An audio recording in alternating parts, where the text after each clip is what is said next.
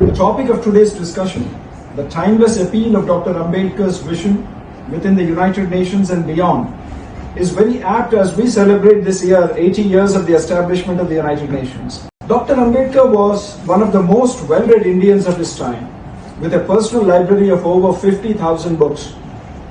He had unique academic credentials among Indian leaders. He infused a pragmatic and rational approach to policy making and political activism. And he espoused modernization, industrialization and urbanization. Honorable Minister of State for Social Justice and Empowerment, Sri Ramdas Athavale, Dr. Santosh Raut, Visiting Professor of the Harvard Divinity School, Excellencies, ladies and gentlemen. It gives me great pleasure to welcome you to the commemorative event to mark the 131st birth anniversary of Dr. B.R. Ambedkar. Dr. Ambedkar was a leading figure of India's freedom struggle and architect of India's constitution, an eminent jurist, economist, and one who dedicated his life for laying the foundation of our modern republic. The topic of today's discussion, the timeless appeal of Dr. Ambedkar's vision within the United Nations and beyond, is very apt as we celebrate this year 80 years of the establishment of the United Nations. Dr. Ambedkar was one of the most well-read Indians of his time, with a personal library of over 50,000 books. He had unique academic credentials among Indian leaders of having pursued much of his Western education in the United States at Columbia University, in addition to British-based institutions that were common among his contemporaries, such as the London School of Economics. He infused a pragmatic and rational approach to policy making and political activism, and he espoused modernization, industrialization and urbanization, with a specific focus on pursuit of progress and happiness for all. Above all, he brought his keen intellect and intelligence to bear on the multifaceted political struggle to achieve India's independence. Today, I would like to discuss a few core aspects of his political philosophy that have a timeless appeal within the United Nations and beyond. Dr. Ambedkar was unique among the jurists and political leaders of his time to have devoted his attention to mainstreaming fraternity as a core principle of nation building and ordering the relations not only between citizens but also between nations. In his view, fraternity was another name for democracy. It was primarily a mode of associated living and of communicated experience. He said that it was essentially an attitude of respect and reverence among fellow men. He explained that this was a sense of common brotherhood of all Indians, of Indians being one people. He said it is a principle which gave unity and solidarity to social life.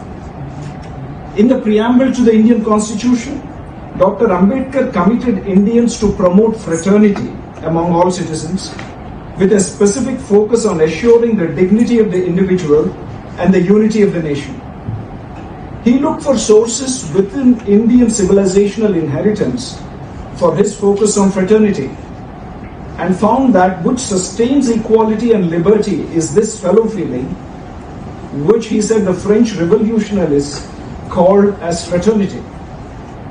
Yet he felt that fraternity was not an adequate expression to express the fellow feeling, and felt that the Sanskrit term Maitri better encapsulates the fellow feeling which sustains equality and liberty, which he opines is therefore the root of democracy. The concept of human fraternity that Dr. Ambedkar espoused is strongly connected to the core principles and purposes of the United Nations Charter. The UN Charter emphasizes international cooperation, the promotion of respect for human rights and fundamental freedoms, and the development of friendly relations among nations, all of which align with the values of human fraternity. In fact, the United Nations General Assembly has on 21st of December 2020 adopted Resolution 75/200, declaring the 4th of February as the International Day of Human Fraternity. It is an acknowledgement that tolerance, pluralistic tradition, mutual respect, and the diversity of religions and beliefs promote human fraternity. Second, the second aspect of his approach that was very influential and unique was exploring what type of morality should guide the programs and policies of the new republic. Dr. Ambedkar prioritized constitutional morality over other forms of traditional, societal, or religious frameworks of morality. He opined that constitutional morality is not a natural sentiment and it has to be cultivated.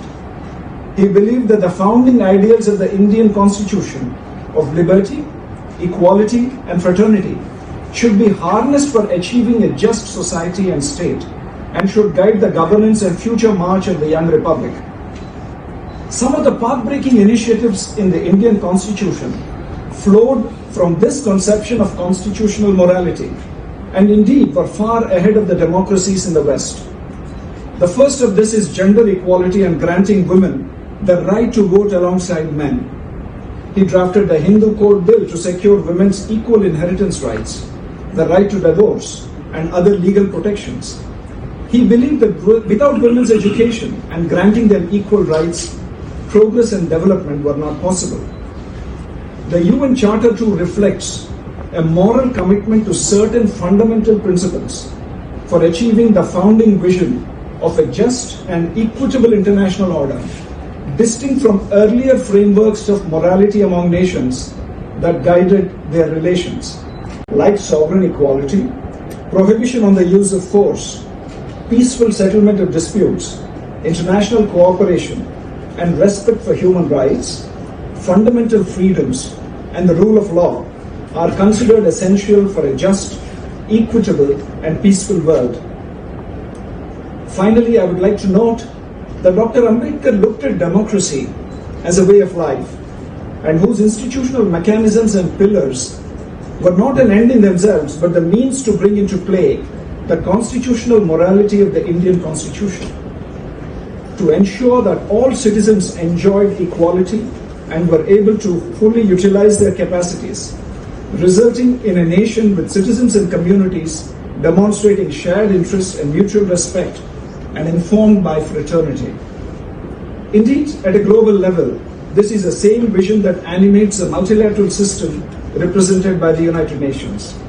How to ensure that the framework of morality of the UN Charter guides the international order and interaction between peoples and nations so that we have justice and equality with no nation left behind.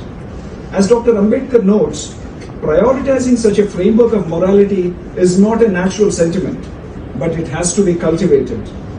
The world cannot afford an unjust and inequitable international order with only the topsoil representing the elements of the UN Charter. As we mark UN at 80 this year, reforming the United Nations cannot be postponed any further, and making it fit for purpose is the need of the hour. We cannot have the morality of 1945 guiding the conduct between nations and peoples in 2025. I look forward to interesting discussion today and thank all of you. Thank you.